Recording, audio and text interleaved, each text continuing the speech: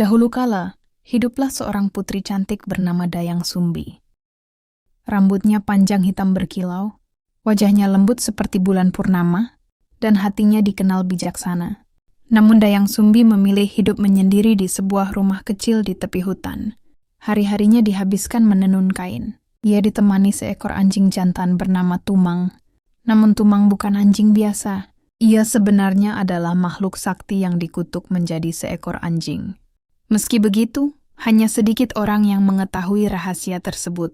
Suatu hari, ketika Dayang Sumbi sedang menenun, alat tenunnya jatuh ke bawah rumah panggung. Karena malas mengambilnya, Dayang Sumbi berkata tanpa berpikir panjang, "Siapapun yang mengambilkan alat tenunku jika perempuan akan kujadikan saudara, jika laki-laki akan kujadikan suami." Tak lama kemudian, Tumang melompat turun dan mengambil alat tenun itu dengan mulutnya.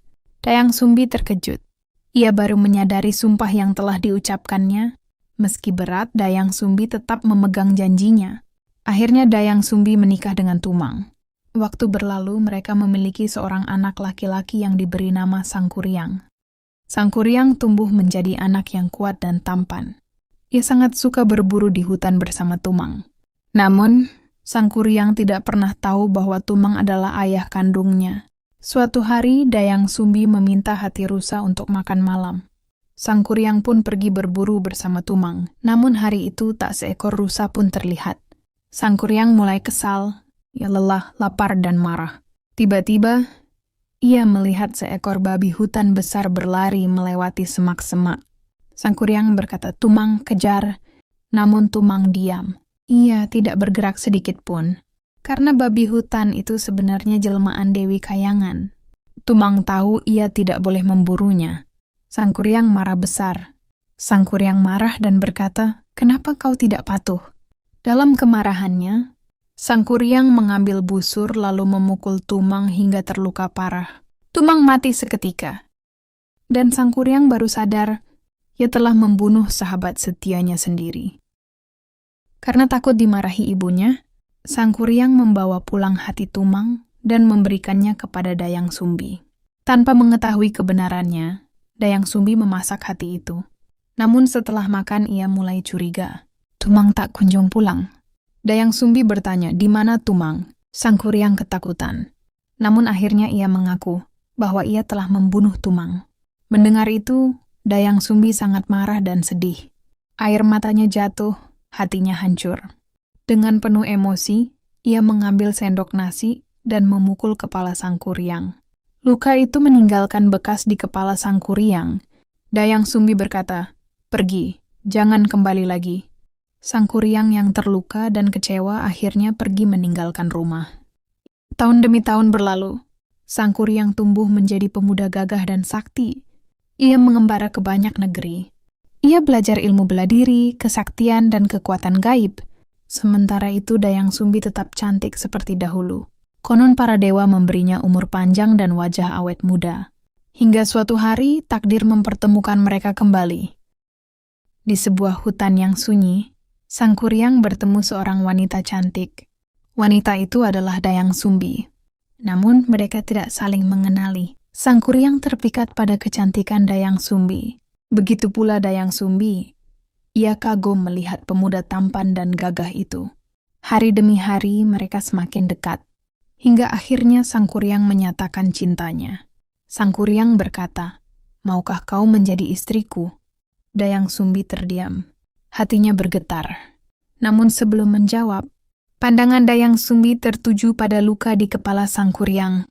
Bekas luka itu sangat familiar. Dayang Sumbi mulai curiga. Ia mengingat masa lalu. Lalu perlahan, ia menyadari kenyataan yang mengerikan. Pemuda itu adalah anaknya sendiri, Sangkuriang. Dayang Sumbi panik. Ia harus menggagalkan pernikahan itu. Namun ia juga takut membuat Sangkuriang marah. Akhirnya ia memberikan syarat yang mustahil. Dayang Sumbi berkata, "Aku akan menikah denganmu jika kau mampu membuat sebuah danau dan perahu besar hanya dalam 1 malam." Dayang Sumbi yakin tidak mungkin manusia biasa mampu melakukannya. Namun ia lupa, Sangkuriang memiliki kesaktian luar biasa. Dengan penuh percaya diri, Sangkuriang menerima syarat itu. Malam tiba, langit gelap diselimuti awan. Angin bertiup kencang. Sang Kuryang memanggil makhluk-makhluk gaib dari hutan dan gunung. Pasukan jin dan makhluk halus datang membantu. Mereka menebang pohon, membendung sungai, dan menggali tanah.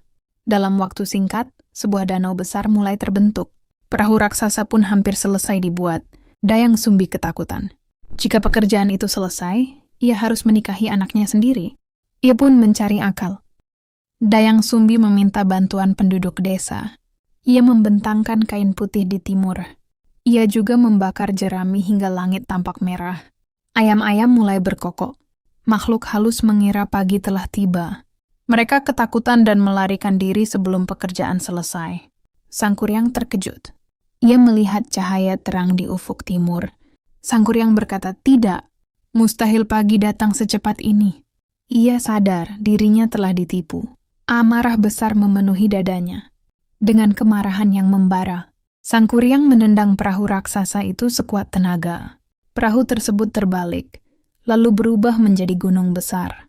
Gunung itu kini dikenal dengan nama Gunung Tangkuban Perahu. Danau yang dibuat Sang Kuryang perlahan berubah menjadi daratan, sementara Dayang Sumbi menghilang. Konon ia kembali ke alam gaib. Sang Kuryang pun pergi menghilang tanpa jejak, meninggalkan legenda yang terus diceritakan turun-temurun.